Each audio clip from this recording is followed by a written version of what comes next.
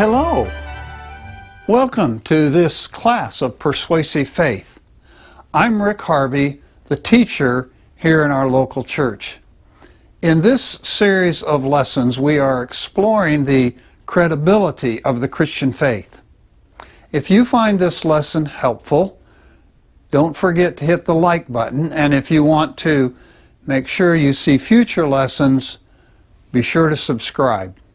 If you would like a copy of the slide notes from this class, there's a link in the description below. Now, today's class.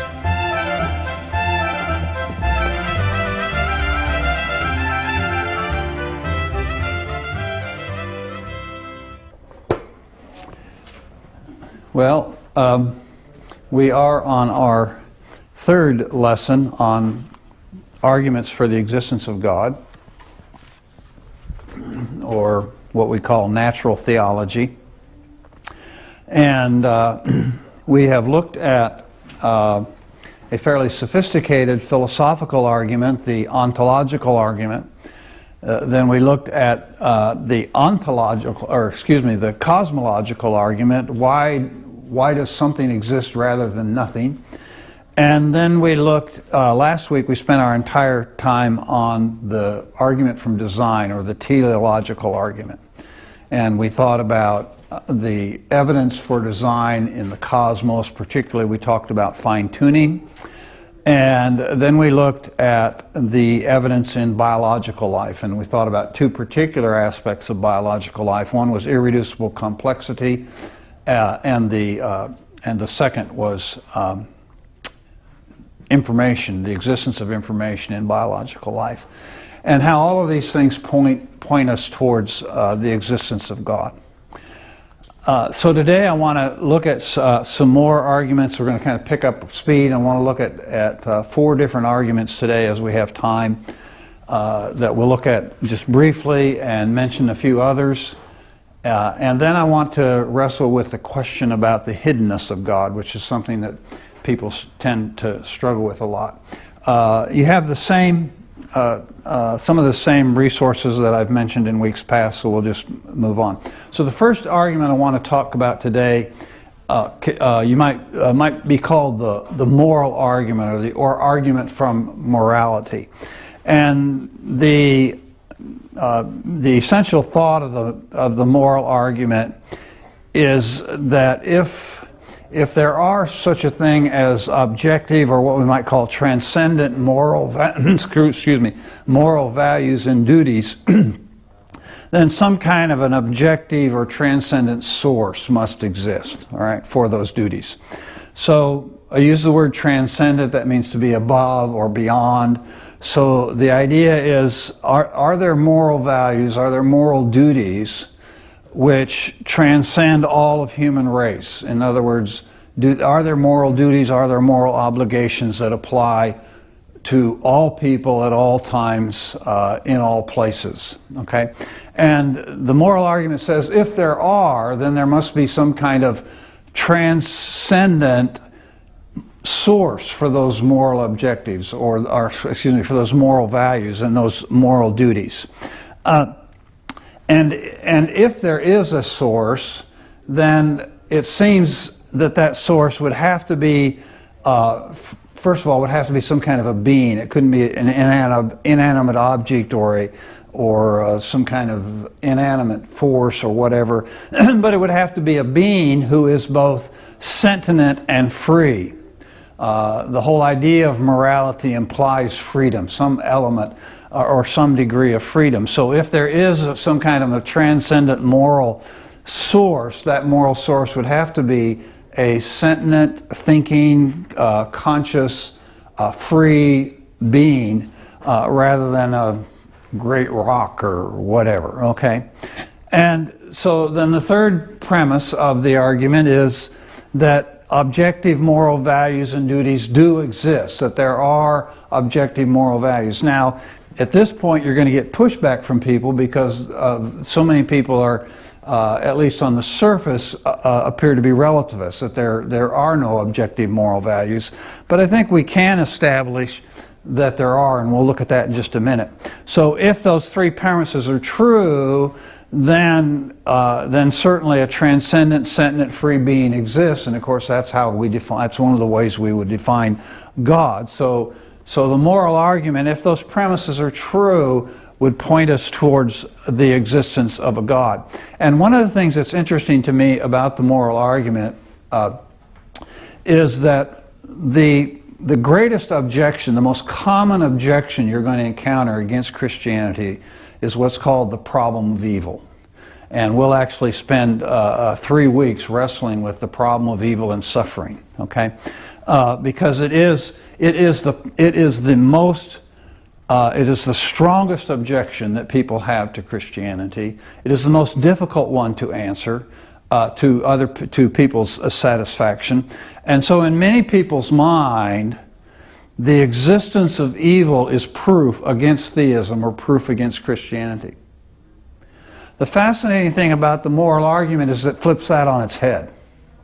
Because what the moral argument says is, if there are objective moral values by which we can say this is evil, then there has to be a God. So for the person to say, if evil exists, God doesn't exist, he is actually appealing to a transcendent moral source in order to make his claim that evil exists. So in fact, if evil does exist, if there is such a thing as moral evil, then actually that points not away from God, but it points towards God. We wouldn't have any way to say that what Hitler did was wrong.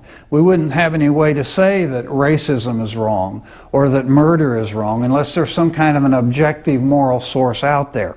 So when people bring up, and we'll talk about this more when we get to that part of our study, when people bring up the problem of evil as an objection against God, sometimes we can just kind of turn them around and say, wait a minute, on what criteria do you say certain things are evil? And if you do say they are, then you've got to concede some kind of objective moral source. Clearly there seem to be certain moral taboos, certain moral principles and values that are universal across cultures and throughout time. Now clearly, as you go from one culture to another, you see a lot of variation in what they think is right and wrong and that sort of thing. But it does seem that there are some kind of overriding, very basic, very essential values and duties that are accepted throughout time.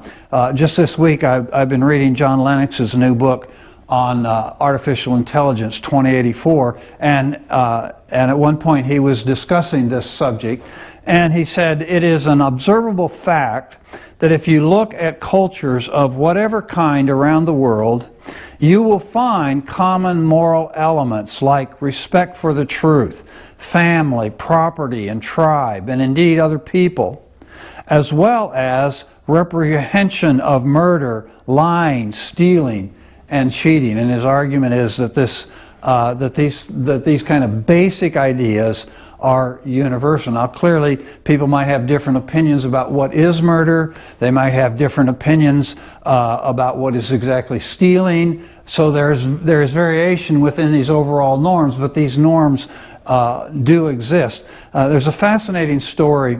Several weeks ago we were talking about Don Richardson, and as I mentioned, I had an opportunity to know him when I was a child. He was at that point just on the verge of getting married and going into ministry.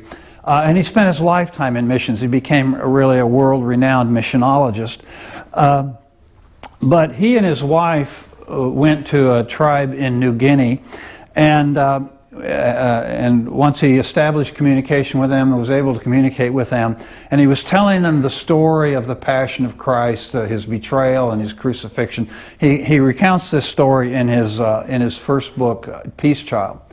And one of the fascinating things there is, as he was telling the story about Judas' betrayal of Jesus, the members of the tribe who were listening to him began to cheer.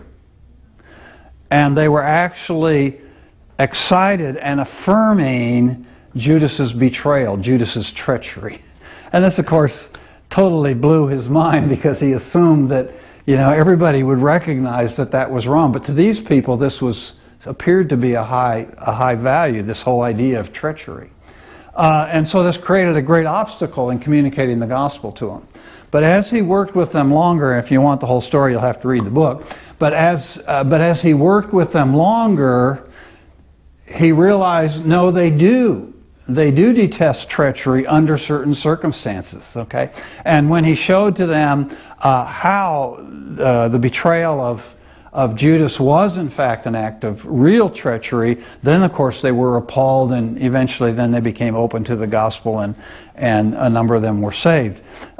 So on the surface, oftentimes we focus on the differences between cultures, but in reality there are these kind of moral taboos and moral values and moral absolutes that seem to be universal once a culture is really understood.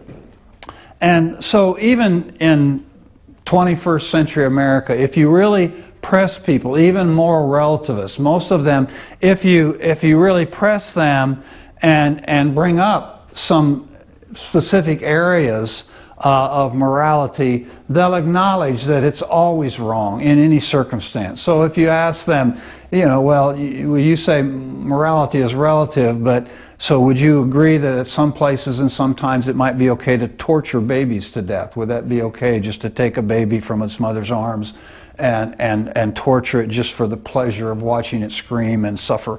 And most people, if they're being honest with you, will acknowledge that would be wrong anywhere, at any time, by anybody, right? And particularly in our culture today, most people right off just immediately are going to say to you that racism is wrong, in any context, in any place. Rape is wrong. And sometimes people will, it's kind of funny, they'll excuse stealing in certain situations, but when they came home and they find their home has been broken into, suddenly they know something wrong has been done. So I'll never forget the first time I really had something stolen from me. I was here in Norman. My first year here in Norman, I was single, and I had just bought a new bike, and I had left it on the front porch of the house, and like an idiot, I had locked it up, and I came out the next morning about 6 in the morning to go to work, and there was no bike, And when that happens, you just feel violated. You know something wrong has been done, right?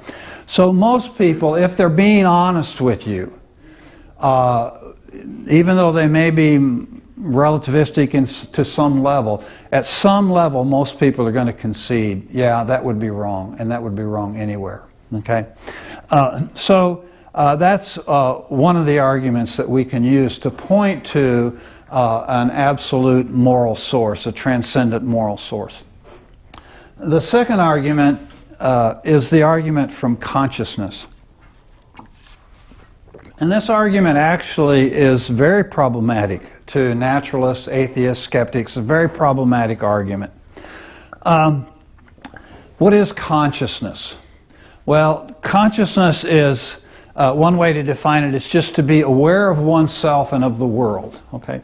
So when I say aware of oneself, I don't only mean that I'm aware of my body, my physical, but I'm also aware of the things that are going on inside of me. So I'm aware of my thoughts. I'm aware of my sensations. I know if I'm sad. I know if I'm happy. I think about that. I think about I'm sad now, or I think I'm really happy now. Okay. So consciousness is an awareness of myself, including those internal thoughts and sensations and those things. And also that I'm aware of the world. Okay. So I'm aware of you guys here sitting in the room, and I'm aware of your responses to me, and I'm aware of the physical world around me. That's consciousness. Okay. And it turns out that consciousness is a non-material phenomenon. In other words, it's not in any way associated with matter. Consciousness can be aware of matter, but it's not in any way directly associated with matter. And there's no evidence that there's any kind of consciousness in matter. Okay, so So the walls here, they're not conscious. The chairs are not conscious, right? The rocks, the trees, they are not conscious. There's no evidence of any consciousness in material beings. And so Thomas Nagel, who is an atheist, I've referred to him before, and he's on your list of recommended readings there, his book Mind and Cosmos.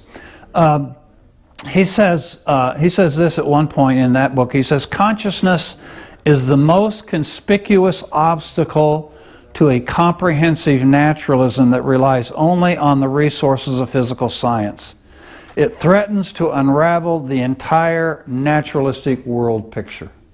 Okay, this guy is a world-renowned philosopher, and his specialty is philosophy of the mind. So these are the kinds of things that he specializes in. And his argument is that consciousness is, as a naturalist, consciousness is one of the biggest obstacles they have to overcome. Where does this consciousness arise? And it's also fascinating that there appear to be various levels of consciousness or awareness. So there seems to be, if you just take a bird out there on the tree and there seems to be there's just a wide difference, a wide chasm between what we think of as the consciousness that the bird has. It apparently has some kind of awareness of itself and awareness of its surroundings and that sort of thing. But it doesn't seem to light a candle to the consciousness that we have as human beings. Because we are not only conscious, all right? That in itself is inexplicable. The whole idea of consciousness is inexplicable if you're just approaching it from a materialistic perspective. But we are not only conscious, but as I've demonstrated right here this morning, we are conscious that we are conscious. All right? So I'm not only aware of myself, but I am aware that I am aware of myself. So we've just taken consciousness to a much higher level that seems to be far beyond what any other living beings have, as far as we can tell. But it goes even greater than that. I'm not only conscious that I'm conscious, but I contemplate the significance of my being conscious, of my consciousness. Okay. So this whole idea of consciousness is just really an incredible phenomenon when you think about it, that we as humans have, that apparently nothing else in all of the material world has. Even other advanced living forms, whether you're talking about primates or dogs or dolphins or whatever, who clearly appear to be conscious, but there's no evidence whatsoever that they are conscious, or that they sit around and contemplate, what is the theological significance of my consciousness of my consciousness? Okay, it's just really a profound reality when we think about it. Okay, so the problem, though, is that as a non-material phenomena, consciousness cannot arise from, it cannot emerge from the material world. Okay?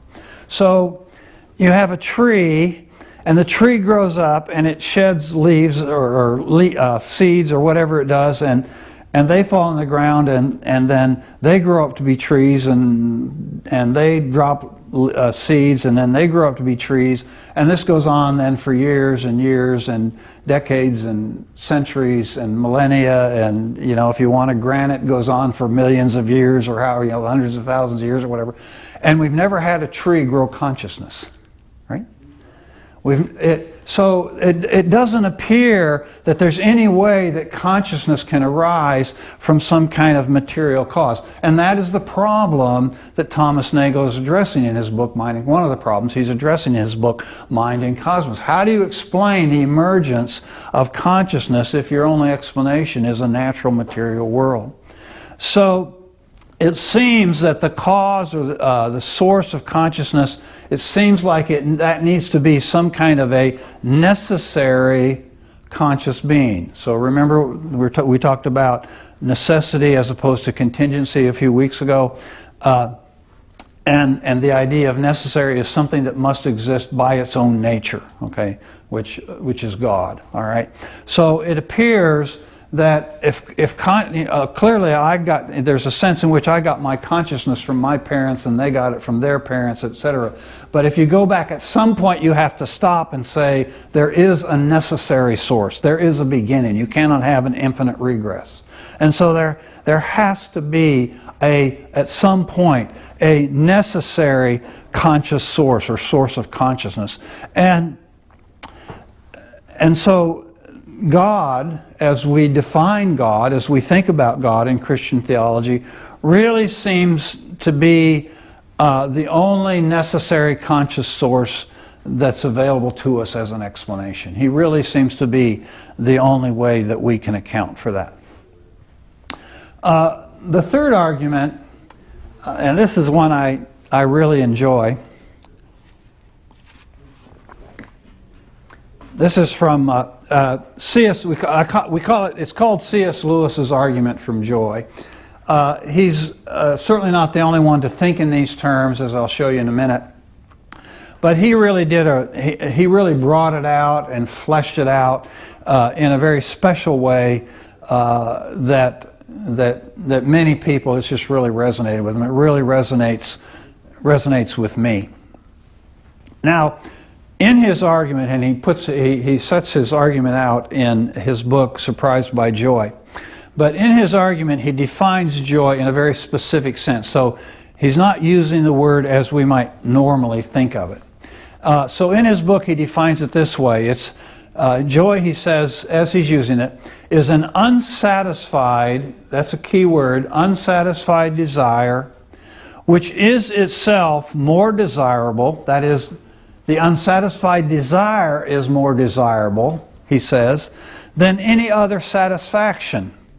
I call it joy, which is here a technical term and must be sharply distinguished from both happiness and pleasure. Okay, so let's flesh this out and figure this out. In his book, Surprised by Joy, he describes an experience he had as a boy in which he first encountered this, and then at other times in his life he had similar experiences. But when he's talking about these kind of experiences, he's not talking about something that happens frequently. Okay, so this is just something that happens occasionally in a person's life. But he argues that everybody has these experiences. At some points in their life, they have an experience like this, and what he's arguing is that each one of us, at various occasional times in our life, we experience a very strong desire or a strong yearning for something that's beyond, for something that's greater, and yet that yearning, that longing always remains unsatisfied. Okay? So, and typically there's something that triggers it. Okay, so he describes in his book this experience that he had as a boy that was the first time he triggered it, and he noticed it. But I have it described here, and I don't know that Lewis would describe it because he kind of steers away from the word pleasure, but I don't know any other word to use. But so it's simultaneously it's a pleasure and a pang.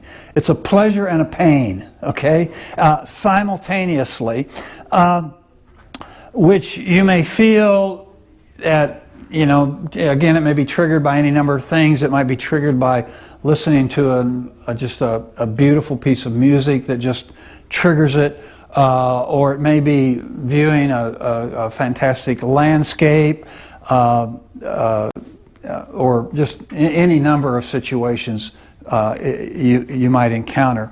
And I've had experiences like this in my life. And one that particularly stands out to me in my memory, most recently that I can remember, is several years ago. Our family, we were on vacation. We were traveling up through the northern Rockies, Yellowstone, and Glacier National Park in that area. And we were at Glacier National Park. It was Memorial Day weekend. We were at Glacier National Park, and we were driving up the what's called the Going to the Sun Road, which goes up over the Continental Divide. You start on the west side of the Continental Divide and take the road over to the east side.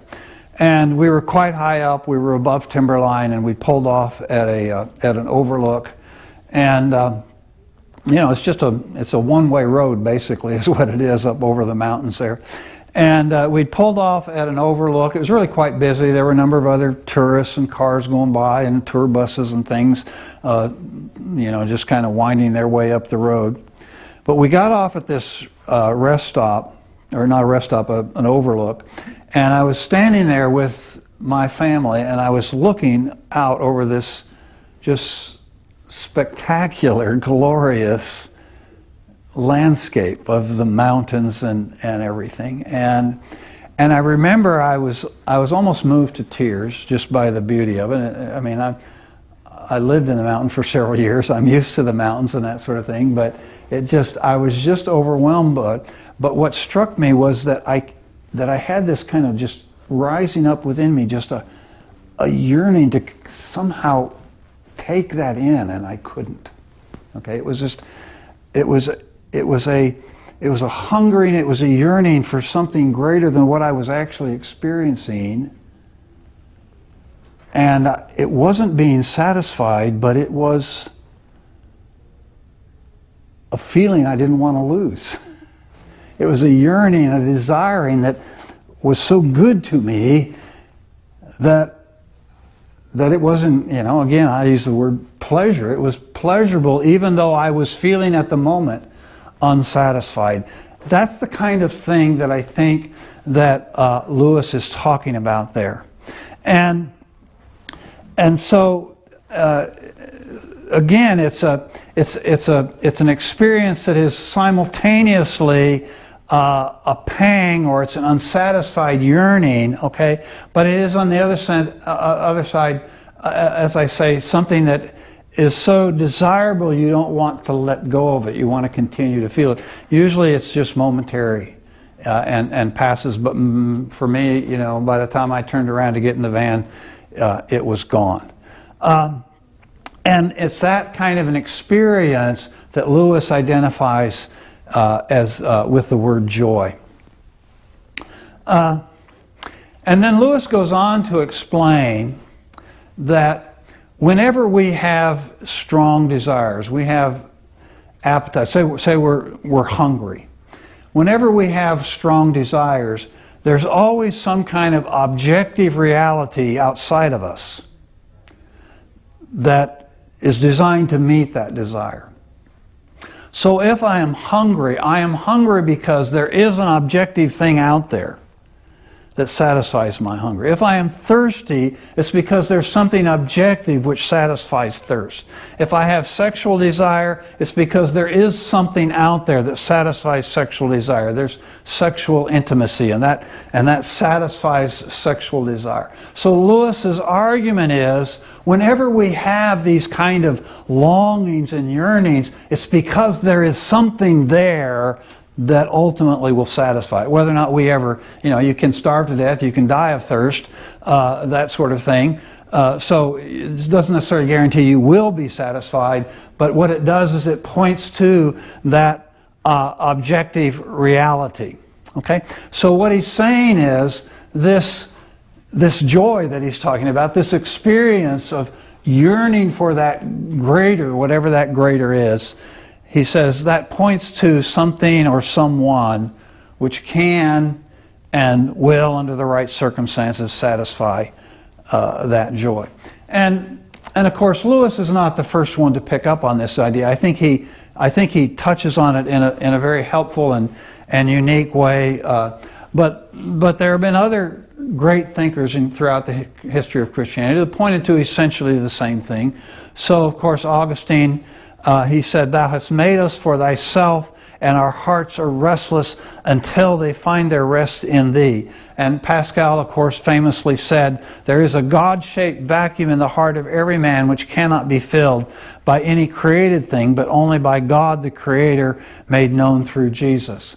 And so these great thinkers and many other great thinkers have pointed out that all human beings have this inner longing and yearning and desiring, which, Lewis says, could only exist if there really was something objective, transcendent out there that would satisfy it. So that's Lewis's argument from joy. And then there's the argument from beauty.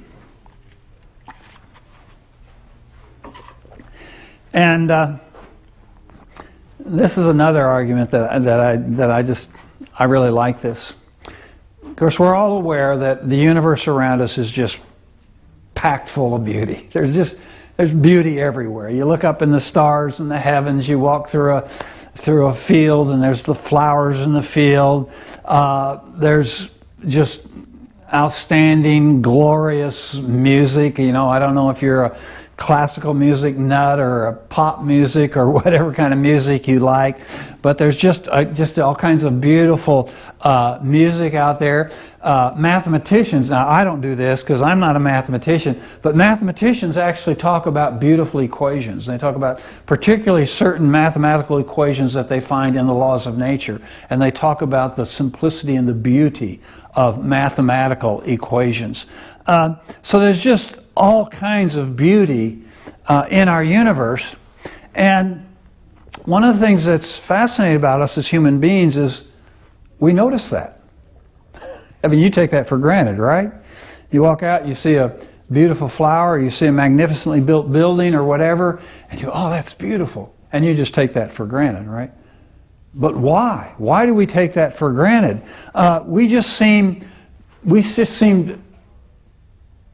to have this innate ability to notice beauty, but we don't only notice it, we value it. We place a very high value on beauty. So not only we just see, I mean, there's a lot of things I just see and I notice them, but, you know, I'm neither here nor there. But I put a lot of value on beauty, and you do too. To some degree, of course, beauty is in the eye of the beholder, so you may think some things are beautiful that I don't. But even beyond that, not only do we see beauty and appreciate beauty, but we have the ability to create beauty, right?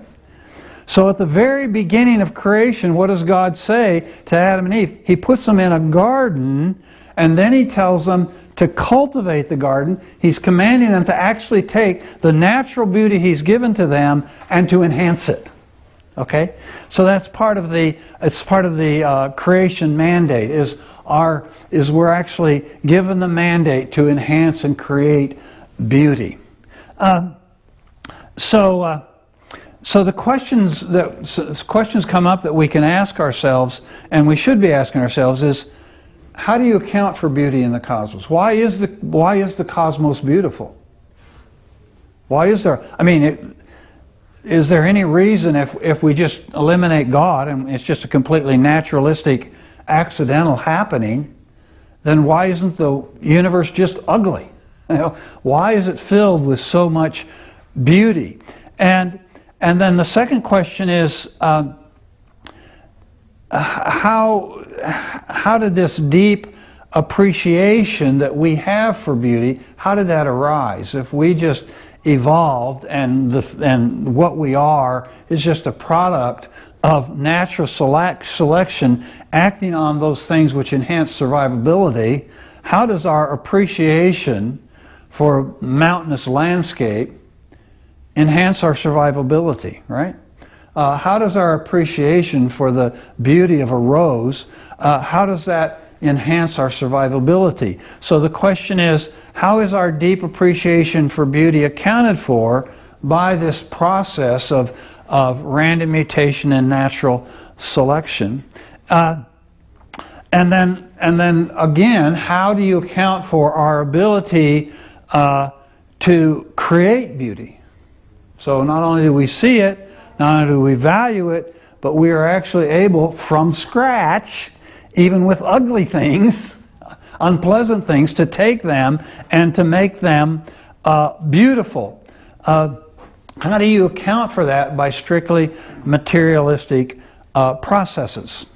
So it's very difficult to come up with some kind of a materialistic or naturalistic explanation for these aspects of beauty, its existence, our valuing of it, and our ability to create it. So just the very existence of beauty, our appreciation for it, and our ability to create it all seem to point to a grand artist, again, a necessary being back there who has implanted within us this sense of beauty, this appreciation of beauty, and the power to create beauty. So this is in part what theologians refer to as the Imago Dei.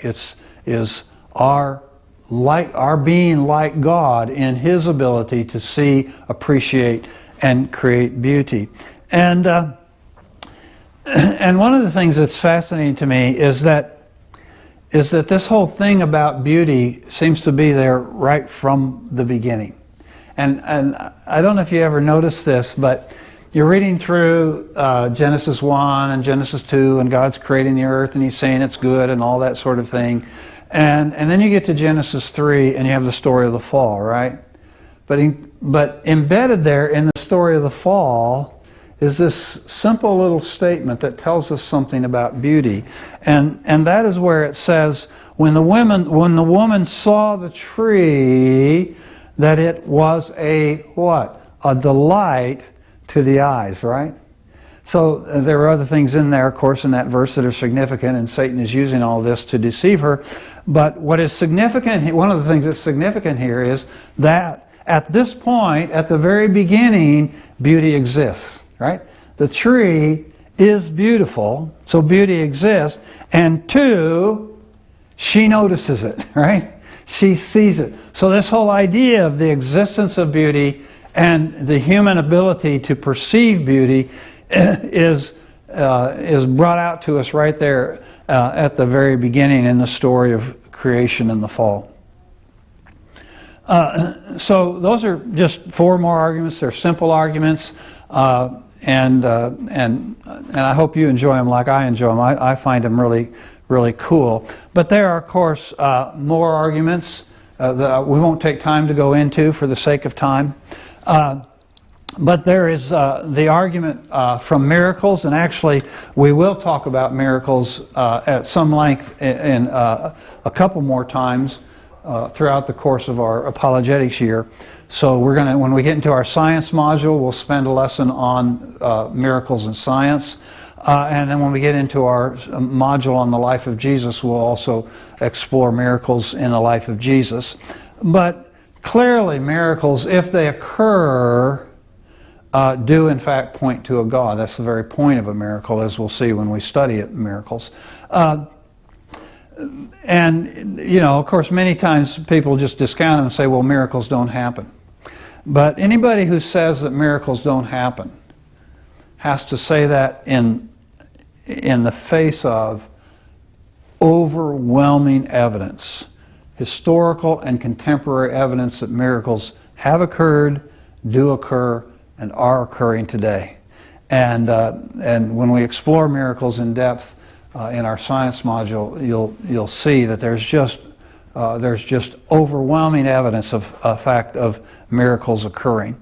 Then there's the argument from religious experience, and this is just the fact that, you know, if you're a skeptic, if you're an atheist, if you don't believe in the existence of God, how do you explain the millions and millions and millions of people throughout history and today who say, I have experienced God? You know. Now, clearly there's a bunch of frauds out there. There's a bunch of frauds out there, but the existence of counterfeit $100 bills doesn't mean that real $100 bills don't exist, right? So just because there are frauds out there and there are people claiming to have had religious experiences that probably have not had, does not obviate the fact that there are many millions of people who say, I've had an encounter with God. I've had an encounter with God. Assume all of you guys have had an encounter with God, okay? Those things are real. They are, in fact, what we say they're part of our testimony, right? It's how we share, one of the ways we share with people about the reality of God because we've encountered Him, all right? And so there's the argument from religious experience. And then there's also what's called the argument from common assent or common consent, okay? And this is just the fact that regardless of the specifics of what people believe, the overwhelming vast majority of people in the world believe in the existence of a God, okay? How do you account for that? The percentage of atheists in the world is actually really quite small, and most of them started out believing in God, right?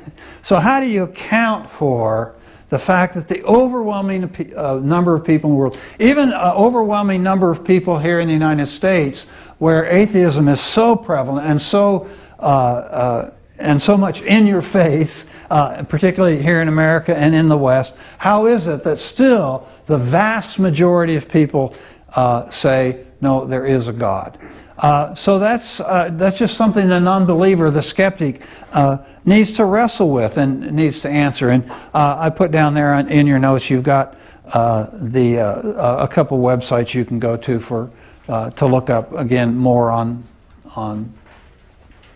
the whole idea of the arguments for the existence of God. Let me just mention something before we go on. Is why is it important that we know a number of arguments for the existence of God? Okay, so why would we just not have just one argument? Say, or we get really good on the theology, and that's our one big main gun. Why do we need more?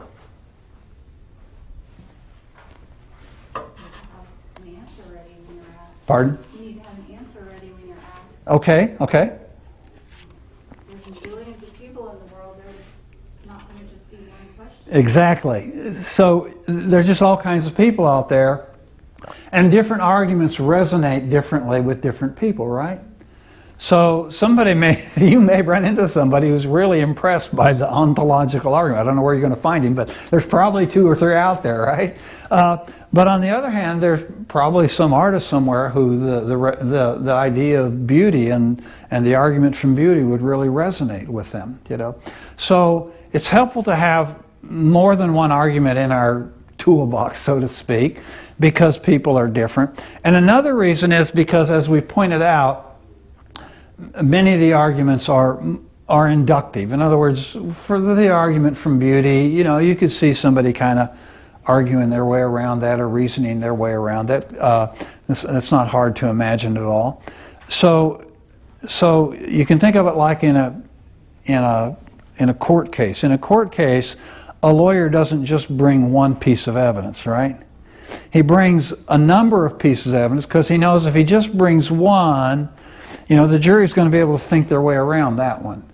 But when you add one after another, after another, after another, pretty soon it gets to a point where it is, as they say in law, beyond reasonable doubt, right? And so one of the reasons we want to have a number of arguments that we're familiar with and that we can articulate is so that when we're talking with people, maybe on one occasion we share one with them and another time we share another, and we just keep adding evidence and evidence and evidence until it just becomes abundantly clear to them that God exists. Well, why do we have all these arguments for the existence of God? We have them because of a problem that is oftentimes referred to as the hiddenness of God. Okay, this is the idea that, well, if God is out there and He's real and He wants me to know Him and He wants me to obey Him and He wants me to worship Him and that sort of thing, why is He so hard to see? Why is He so hidden from us? And to be honest with you, it's not just unbelievers that struggle with the hiddenness of God sometimes. We as believers oftentimes struggle with, where is God when I need Him type of thing, right? So the question is, why doesn't He make Himself more obvious to me? If He really cares about me, if He really cares about me knowing about Him, why doesn't He make Himself more obvious? And I can think of 3 different answers. I'm going to come back to the question itself in a minute and ask how legitimate is the question.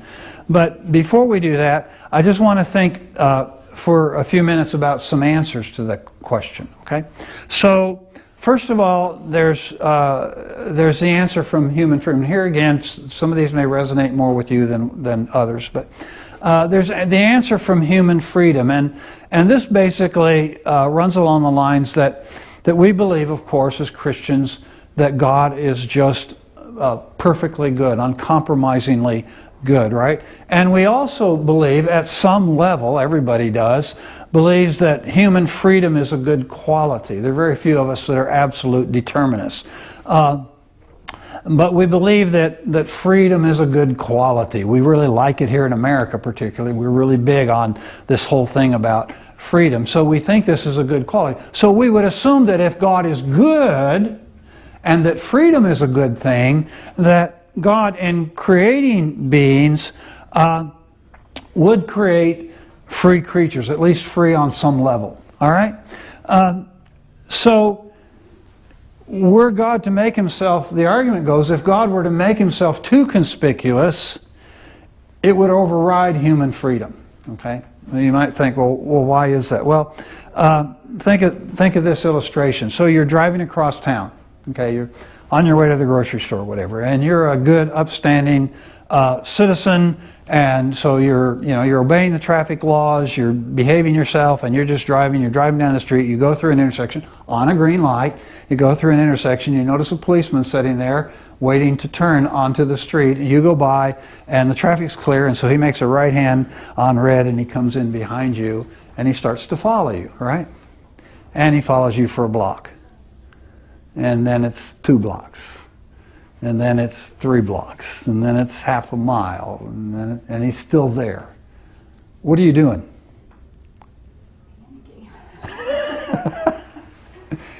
I don't know about you, but I'm becoming obsessed with how I'm driving, right? I'm thinking about everything. I'm like, what's my speed? Did I leave my blinker on? Did I put that? Did I get my safety sticker? I'm thinking about everything about my driving in my car. Are my taillights working? I'm obsessed with it. Okay.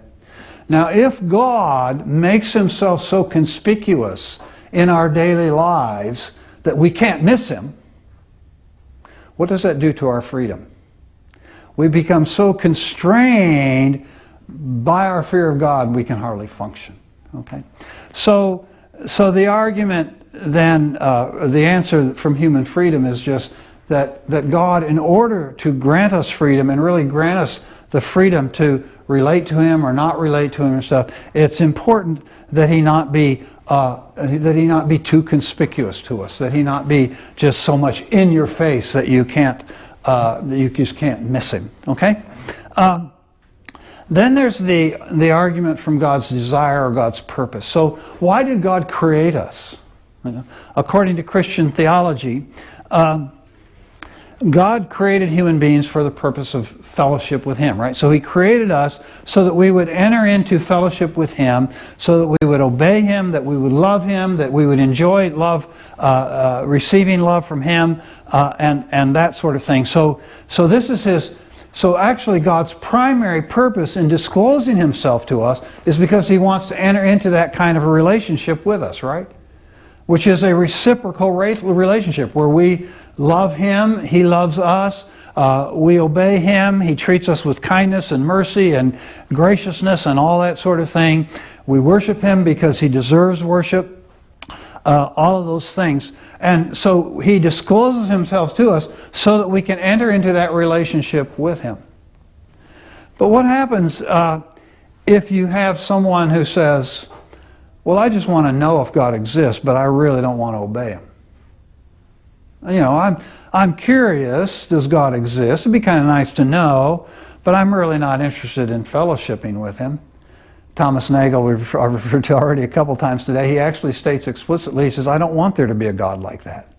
Yeah? So if you have someone who says, okay, I'm curious if God exists, but I'm really not interested in a relationship with him, why would God feel any particular inclination to reveal himself to them? All right? I mean, God may have other reasons. He may want to display his glory or something like that. He may have other reasons. But certainly, God would feel no obligation just simply to satisfy somebody's curiosity. That may be a reason why he appears to be hidden to some people. And then there's the answer from the reality of spirit. And of course, we believe that God is spirit. God is not matter. He's not material. But the spiritual realm, okay, is you can't perceive the spiritual realm through the five senses. You can't see the spiritual realm. You can't touch it with your fingers. You can't hear spirit, right?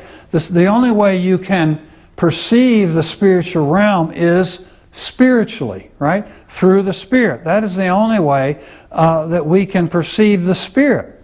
So if God is Spirit, then really the only way he can be perceived is not through the physical sense. So oftentimes what people appear to be saying when they say, well, why doesn't God make himself more obvious? What they're really saying is, I want him to appear materially.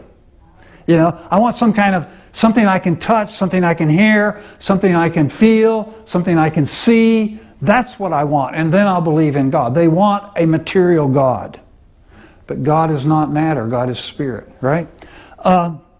So we can't perceive God that way. We can't perceive God through the senses unless God as spirit acts upon the material world in some way that points back to him as spirit. But still, you don't see him. You don't perceive him by the material senses. You only perceive him through your understanding of what might have caused those actions in the physical world. So if you have someone like a naturalist who denies the existence of spiritual reality, clearly they're not going to see God even if there's some way he is revealing himself, right? Because he's spirit.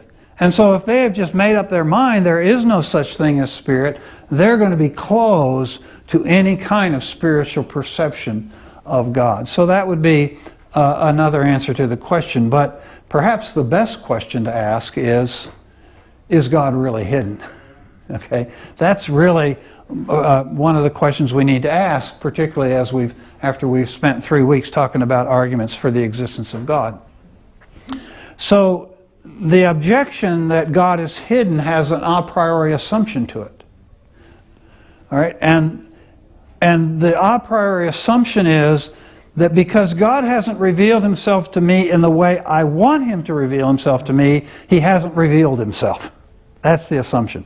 I have a certain criteria about how God should reveal himself. He should write in the clouds in the sky, or he should appear physically before me, or whatever. Okay, and that's how he must reveal himself. And if he hasn't revealed himself that way, then obviously he has not revealed himself. He is hidden. But while it's true that God's not conspicuous to us in materialistic ways, like we might insist that he do, you've got to appear to me in some kind of materialistic way, that's not evidence that he hasn't revealed himself. So if I say to you, well, I prayed that God would show himself to me and he didn't show himself, so God hasn't shown himself. Okay, that's just a non sequitur. That does not follow. So a claim that God is hidden is actually a claim that a person has successfully refuted all the arguments for the existence of God. Because that's what we've been talking about for 3 weeks, right? We've been talking about God having revealed himself. God has revealed himself in these ways. That's clearly what Paul says in Romans. And so if someone says, well, God is hidden, he has not made himself known to us, what they are saying is, I have successfully refuted all the arguments for the existence of God. And as I was just thinking through this week, as I was thinking on all these arguments we've talked about, and as I've said, of course, there are a number of others, as I was thinking about it, I think, how would this go over in a court of law? What if you had a trial and you had really objective witnesses and an objective jury? And you had the naturalist on one point trying to argue that God doesn't exist, and you have the theist on the other point bringing up one argument for the existence of God after another. Eventually, as I said, the accumulation of evidence just gets so great that it just gets beyond reasonable doubt. And that's exactly what Paul says in Romans 1, right? It's beyond reasonable doubt. And when people then continue to doubt in spite of the evidence, they are in fact being unreasonable. Now, that's not to say that everybody's seen all the evidence that is available, and that's one of the reasons why we try to learn how to do it. So just some quick reminders. One is something I've already talked about today. The arguments for God's existence are, most of them are inductive, some are deductive, all right. But so given that, again, just to stress that one argument may not do the trick. One argument may not persuade somebody. But if we know a number of the different evidences or arguments for God's existence and we're able to share those over a period of time with somebody, hopefully the balance will get heavier and heavier to help them believe. The other thing we need to keep in mind is that people do have intellectual objections to faith. People do have intellectual objections to Christianity, but they don't have only intellectual objections, right? We're only dealing with the intellectual objections when we're dealing with arguments for the existence of God. There are psychological objections or psychological obstacles, and there are moral obstacles to faith, right? And so we need to, as Christian apologists, we need to, of course, be ready to address people's intellectual problems and intellectual obstacles. But we also need to be able to help people through their psychological obstacles, their emotional obstacles, and also to help point out to them the moral obstacles to faith, okay? So what I'm saying here is the arguments for the existence of God have a place. They have a very important role to play in our witness, in our testimony, in our apologetic, but they're only part of it, okay? That there's much more to helping a person come to faith in God than just simply answering their intellectual questions. So next week now, we're going to go on to the nature of God.